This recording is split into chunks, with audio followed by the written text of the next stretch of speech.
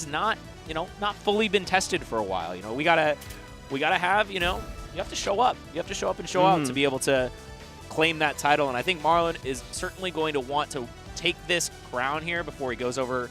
And, Genesis is coming up quickly, Sturm. Yeah, this is a pretty good warm-up, I would say. It's a 200-plus person bracket. Was there like 600 and change right now for Rivals at? We're just under 500 for Rivals. I think, hey, if you have not signed up for Rivals at Genesis, Rivals of Aether 2, sign up now. There's a special gift at the 500 mark that the devs are going to give everybody who sign up an emote. Really cool exclusive emote. You cannot get it anywhere else.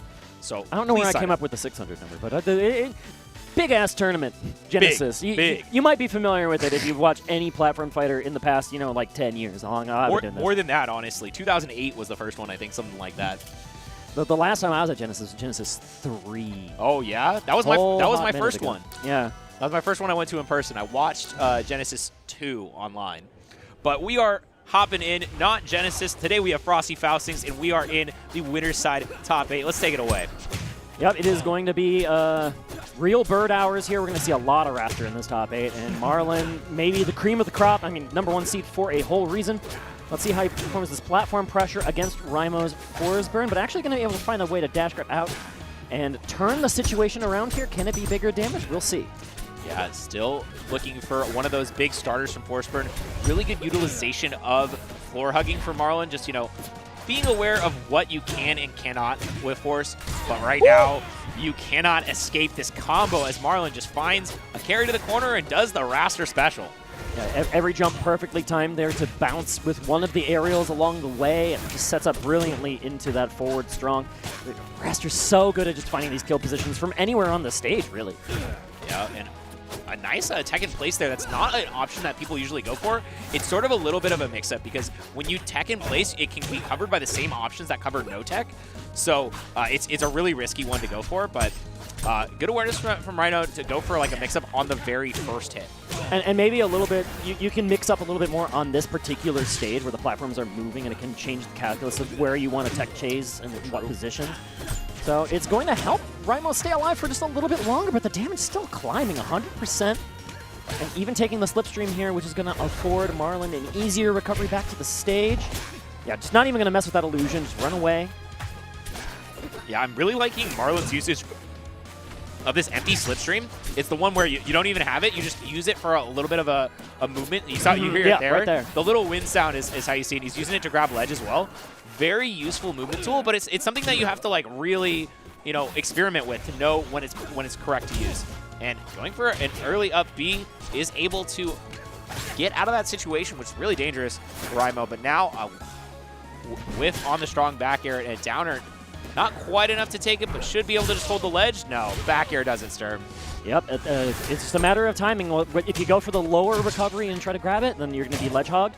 If you go for the higher recovery, that back air was the easiest setup in the world for Rymo to even this up. 2 stocks apiece. Ooh. For how long? Not very. Yeah, this is so good for our #1 seed of the tournament. Just, making some clinical execution stuff. And one of the big things I'm looking for when I'm looking at a Wrastor player is how they deal with the low percents. There are very few options that Wrastor can do that are safe on floor hug. A lot of things can just, you get floor hug reversal with like down tilt or something like that. But the biggest ones we're looking for are the grab. Oh my god. But these mid percents, the world is your oyster here, Jet. Yeah, I mean the moment you get him up in the air though, that's your world. He's the king of the skies and certainly proving it. You go in the air one time, that's when those up airs happen. 0 to 30, I have to think about what I'm going to do in regards to the floor hug. 30, I'm just going to kill you. Exactly. Just get to that point, and then we're fine. Well, I mean, the other thing about the grab is, once you grab them, you can just up throw them, and then suddenly you can't floor hug in the air. That's true. Yeah, and then you can go for those. He was going for the hit fall up airs, and the hit fall up airs at the beginning are a little bit harder to confirm, but you want to be able to go for the short hop fast fall up airs because those are a little bit easier to keep going. So he had a nice little chain there that let him get even more percent, and then obviously once you get the down air, it's such a brutal move to DI.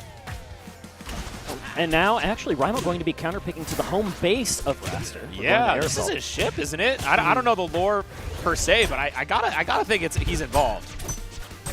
Yeah, this is his zone, and the platforms, They set up in this this Kalos Pokemon League S formation where I think it's really scary against a Wrastor, right? Where because you can create a drop down free jump, and then we've seen these corner carriers be so violent before. Yeah, I think the width of this stage though does help Rymo a lot, because like, if he gets hit center stage, it's like a lot less likely that he's going to end up all the way in the corner.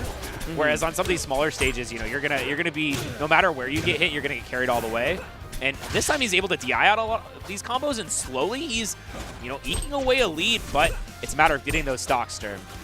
And you know, as soon as I mentioned that the Kalos formation, the far away platforms, was going to be bad for Rymo, it actually bailed him out there quite a bit. True. Which is nice to see. And okay, taking advantage of the high ceiling just to stay a little bit alive. Mixing up with the cape, but not able to get the back air there. I think it was trying to be a short back air. That's an interesting mix-up. I don't know if that's true. Maybe it's a higher percent thing, or maybe it's a floaty thing. I play Crag, so I really only know the confirms that are true against me. But the answer right back from Marlon. Yeah, it's something that, you know, you have to be so careful about. Once Wrastor himself is at that low percent, you have to be very wary of him doing a floor hug down tilt against you, because then it just sets up so perfectly for that F strong or the up strong, depending on your DI. But now we are both going to be in this low percent range. What is the pressure situation going to be? It's actually Marlon scraping by, getting a tilt to turn this around, and now carrying you to the corner, following the tech chase path. Where is Rymo going to land right now? He's not. Okay, yeah, that's the answer. He's all the way up in the sky. Does manage to find his way out of that situation. I do think the platform layout was helping him a little bit. It made it so there's a little bit more mix to be had, but still, I mean, Marlon is hunting for this opening. A down air does get something, but you know, it's so difficult to track down a bird in the corner. You have to force all of his jumps out and then get him with a big move. Yeah, you have to count the whole way through. And how low can you go here, Marlon? Low enough to force at least a ledge hog. And that thing is sort of a little bit of a problem with the stage, right? Like on any other stage, you would have been able to side B and then wall jump. Aramata is like, nah, not today. Back air not killing just yet, all the way up at the top. This is dangerous for Rymo if he lets it keep going like this. Oh, yeah, jump out of dodge ASAP here. And with the center stage, let's see if Rymo can get something cooking. He's just not going to afford any, but just let the forward strong rip. Oh, I love it. So many times people will just go for just the cape and then, you know, be like, all right, you know, I missed the cape. I'm gonna like go for down tilt or whatever. But that time, just letting the whole dagger rip.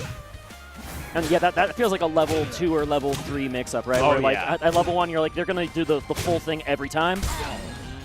But level 2 or 3, it doesn't matter, because, again, Marlon just putting the exclamation point on that game with another up strong in the center stage. Yeah, but, I mean, very close game, comparatively. We saw a lot of life out of Rymo, a lot of chances to get in there, but the last stock was really where it seemed like Marlon capitalized super hard on that situation. I think that Rymo has some life, but maybe the stage pick will help him out a little bit more. That feels a little bit like that top player X factor that we've seen so many times throughout like the platform fighter history, where it'll feel like it's close for the first 2 stocks, and then the third stock is just all of that information you've learned through the first 2 is just an immediate download. And I'm feeling that pattern here a little bit from Marlon as we go for another forward strong in the very corner of Tempest Peak. Yeah, tough luck here as he, once again, yeah, you got caught with a DI flipper. That down air is such a dangerous tool because it reverses your DI essentially, and if you're DIing away, you just get absolutely beaten up and you get hit with another forward strong. But now, Rymo gets a little parry. Absolutely nothing out of it, and you know, even if you had sweet spot at the ledge there, I feel like that just the ledge hug was rightly timed. So, yep. It didn't matter. I think that was actually just grabbing ledge if it wasn't being held. So, unfortunate once again for Rymo, but now, I mean, he has a chance to come back into it, getting a decent amount of percent with this grab here. Oh, and the down tilt, good DI away. But, he had the chance to grab the ledge, but unfortunately, Rymo was facing the wrong direction. Does not get the pickup, and now Marlon can kind of run away with this a little bit. Rymo isn't careful. Yeah, you don't really think of Wrastor as like the campy character, but he can play that playstyle for sure. Just put out the slipstream when you can, then play a little bit of run and gun. And that can lead to a big percent lead, but I mean, on the smaller stage, it's also going to be harder to do, particularly when you've got a reverse back air sniping you from the center stage. Yeah, very well placed, but now it's going to be so difficult to get out of this situation. Does manage to keep the Ledgehog not deceived this time. As Marlon up a full stock and looking so good for a 3-0 to start off this winner's side top 8. Has Marlon dropped a game yet? I would be very surprised. I want to say no.